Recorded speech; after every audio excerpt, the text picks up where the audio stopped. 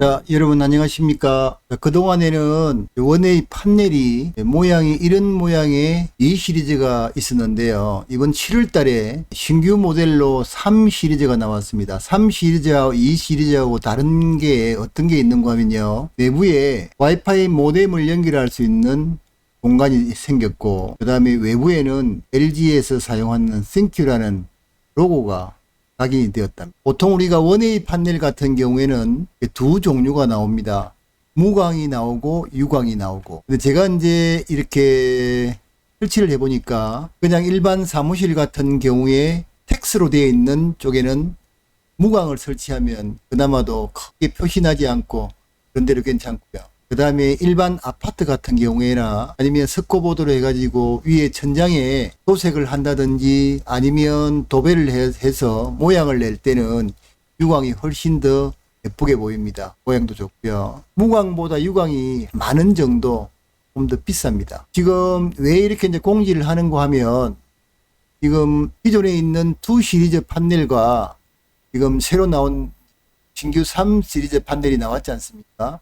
그러면 현장에서는 이게 아마 혼선이 일어날 수가 있는 소지가 있을 겁니다. 그래서 기술 정보지를 발행을 해서 이렇게 이제 우리 설치하시는 팀장님들한테 알려드리는 겁니다. 여기 보시면 아까 말씀드린 대로 판넬의 안쪽에 와이파이 모뎀을 설치할 수 있는 공간이 생겼고, 외부에는 ThinQ 로고가 추가가 되었습니다. 포장 박스를 보시면 이렇게 생겼죠. 3 시리즈. 여기 보면 3 시리즈 있죠. 3 시리즈. 3이라고 나오면 그렇게 아시면 되고요. 이렇게 또 라벨에 이렇게 표시가 딱 되어 있습니다. 그리고 이 박스를 포장을 벗겨보면 쉽게 볼 수가 있죠. 없던 로고가 하나 생겼죠. ThinQ라는. 그래서 금방 알 수 있지 않을까 하는 생각이 듭니다.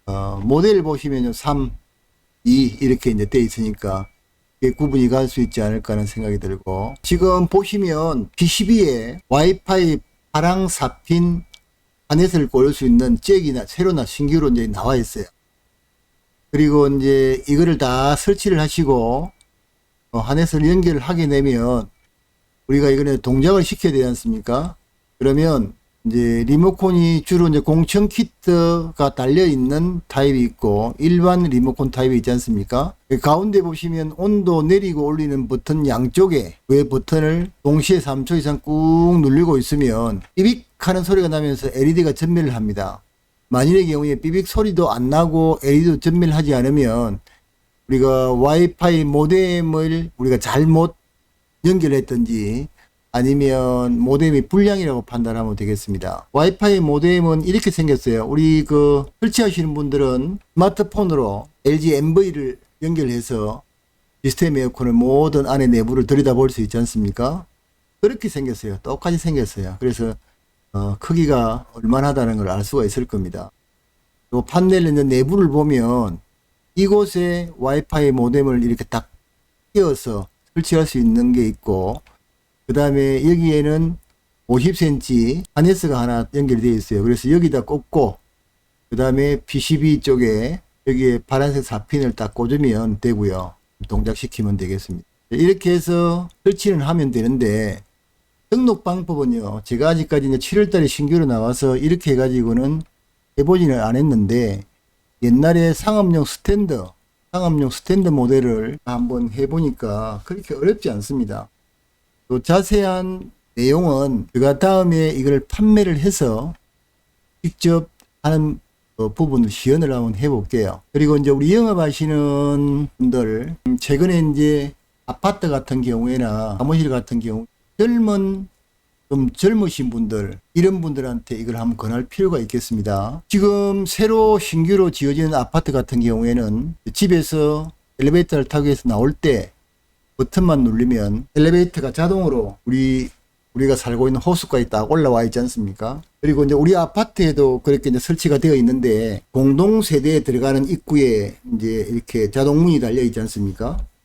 이 문에 내 스마트폰에 장치만 하게 되면 자동으로 내가 걸어서 들어오면 문이 자동으로 열리는, 우리 같은 경우에는 세대당 전원을 매달 결제를 해야지 됩니다. 저는 이제 터치식을 가지고 있어서 별도로 크게 불편함을 느끼지 못하는데, 젊은 분들은 이걸 많이 선호를 해서 많이 가지고 다니더라고요. 들어오면 문이 열리죠. 지금 시스템 에어컨도 제가 지난번에도 영상으로 만들었습니다만 여러 가지 기능들이 많이 제어 기술이 발달됨으로 해서 부가가 많이 됩니다. 앞으로도 아마 우리가 상상할 수 없는 이런 어떤 제어 기술들이 우리 스마트폰과 연계해서 아마도 접목을 하지 않을까 이런 생각이 듭니다. 지금 현재로 스마트폰으로 내 에어컨을 집에서 가까이 오면 우리 집하고 얼마 정도 오면 에어컨이 자동적으로 켜지고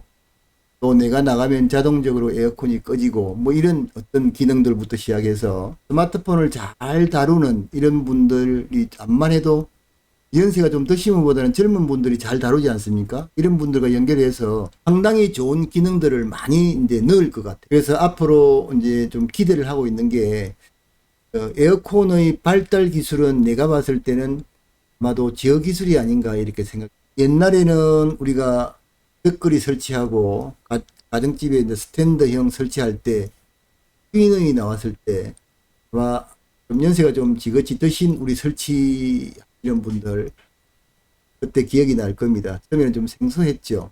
이게 시래기 한 대에 이렇게 두 대가 묶여서 사용이 가능했느냐 좀 생소한 부분이 있었는데 그게 이제 어느 정도 세월이 흐르면서 완전히 또 달라진 제품이 나왔죠.